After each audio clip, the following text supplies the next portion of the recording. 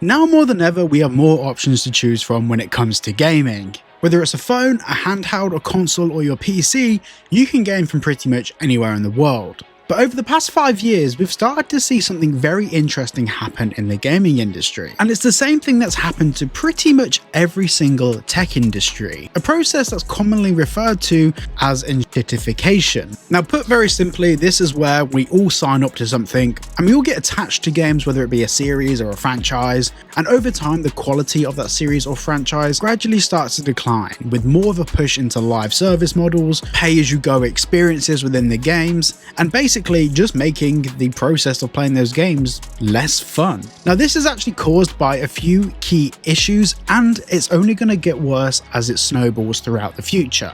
However, there is one thing that can maybe save it for the future. But firstly, are you tired of your setup looking like a bag of dicks? Well, Technically Stable are here to jazz up your setup. In the box, you get your premium mouse mat, an air freshener, and some other stickers and goodies, and a duck. Cause f yeah. Alongside your high quality desk mat, you can also get a corresponding screensaver to actually match your setup. With hundreds of designs to choose from, you're going to be spoiled for choice. And very soon there's going to be some designs on the website from a very handsome boy. Yeah, that's me if you didn't guess, cheers. So go and check out Technically Stable at the link below. They're a new sponsor, so go and show them some love. And obviously every single sale on there supports the channel. Now let's get back to the video.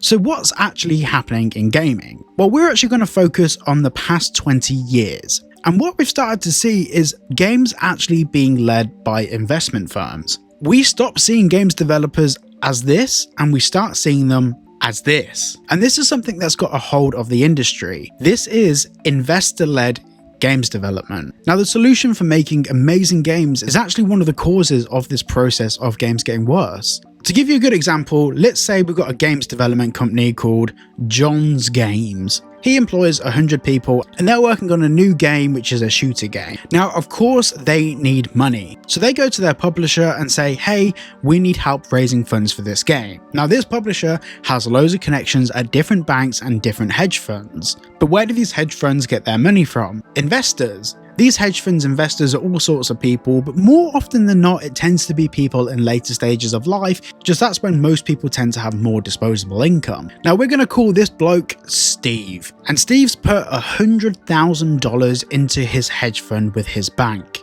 And he's trusting that his bank is going to invest this wisely. Now, it's in the bank's best interest to keep Steve's money in their bank and to keep making Steve money, so Steve keeps investing more money with them, as the more money they have in their bank, the more money that they can lend out. And this is where we start to see conditional investment. So the bank will then go to the publisher and say, hey, we're happy to invest in your company. However, we need to see a return in 12 months or 2 years, and we're only going to invest if we can expect returns of maybe 120%. Now, this bank also has 1,000 other clients and they want the same thing. So the publisher goes back to the games development company and says, hey, we've got you this money to invest into your brand new game. However, we need to make sure this investment pays off, otherwise we can end ourselves up in legal trouble or financial trouble with the investors. So we need to make sure this game works out. And one of the ways that these publishers can make sure these games work out is by following proven processes. Now, the games developer needs this money. They need it. Without it, they have no games at all, no way to pay their staff, and no way to survive as a business. So they end up producing games that follow the same formula of all the previous successful games we've seen, which at present usually involves building something on the cheapest game engine, Unreal Engine, using existing assets and buying assets to avoid them having to pay people to create those assets, and following the same mission structure or game structure or online monetization model as currently successful games. The end result of this is usually a game that doesn't innovate, usually a game that falls flat and just seems to follow the same thing that every other game is doing. And thus we have a game that sucks. Now, following the release of Grand Theft Auto 5 and Grand Theft Auto Online, there was a brief period of like 5 to 7 years where games were able to not just follow in Rockstar steps, but innovate upon that. Grand Theft Auto Online had shark cards.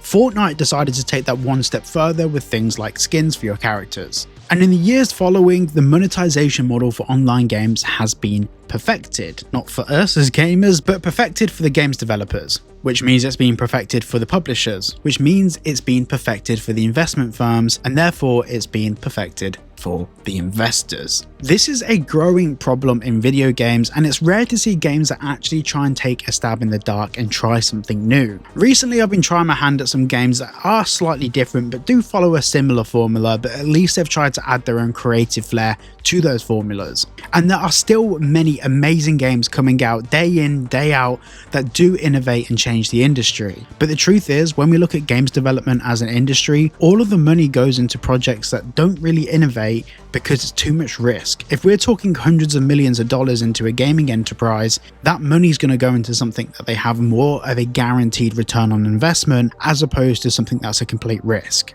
And this comes down to the core of the issue. It's not that games developers don't want to take risks anymore, it's that they simply can't. Now we're going to do a little thought experiment. Remove yourself as a gamer. Pretend that you don't play games. Just imagine you've got $100,000 sitting right now in your bank account, and you don't have a choice, you have to invest it into games development. You can either invest it into an experimental project and lose everything, or you can invest it into a games developer that can promise some return on investment and turn that $100,000 into $120,000 in the space of a year, or even more than that, potentially millions of dollars. What do you do? Now, don't try and be niche, weird and fringe in the comments. Because it's not your $100,000, it's very easy to say that you'd rather invest in innovation and new games ideas. But the truth is, about 97% of new games from new developers as a first release fail. So now let's rephrase that. You've got $100,000.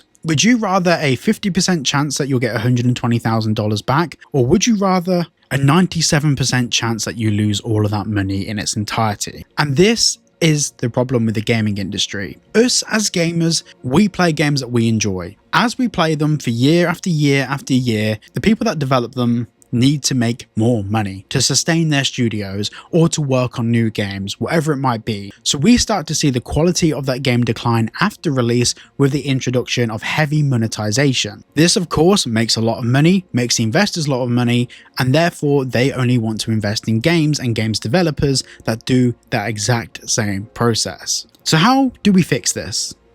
We can't. We need one breakout game that completely breaks the mold and encourages investment in the industry. A game that starts off from a small indie developer where they do try something new and it completely shatters all sales records. If we think about the way Grand Theft Auto changed gaming back in the day, we need that again, but from an indie developer. And until we have that, the process of enshittification of games will not change, because it can't change. Because the system's geared to make games that are less imaginative and more formulaic in the way that they follow existing successes. Now, I did say at the start of the video, there's maybe one game that can change that. And this is something that happens every time this company releases a new game. Grand Theft Auto 6. The online monetization model that pretty much most games development companies use today stems back to Grand Theft Auto Online. And every time Rockstar releases a game that absolutely smashes sales records, it gets mainstream attention. We're talking about news, actual TV news, not gaming news. We're talking about BBC, CBS, CNN, all of these channels actively cover the sales reports from Rockstar. This encourages a wave of new investors into gaming, and not seasoned banks and seasoned investors.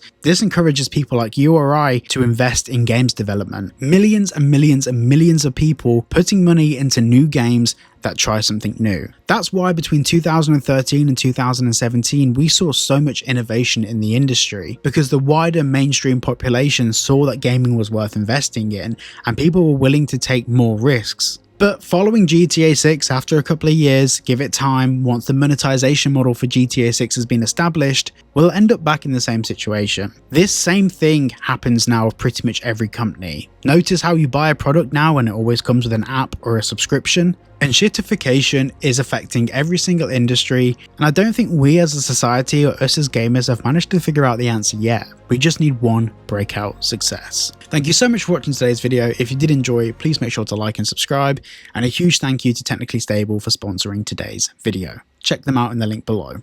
I'll see you all in the next one.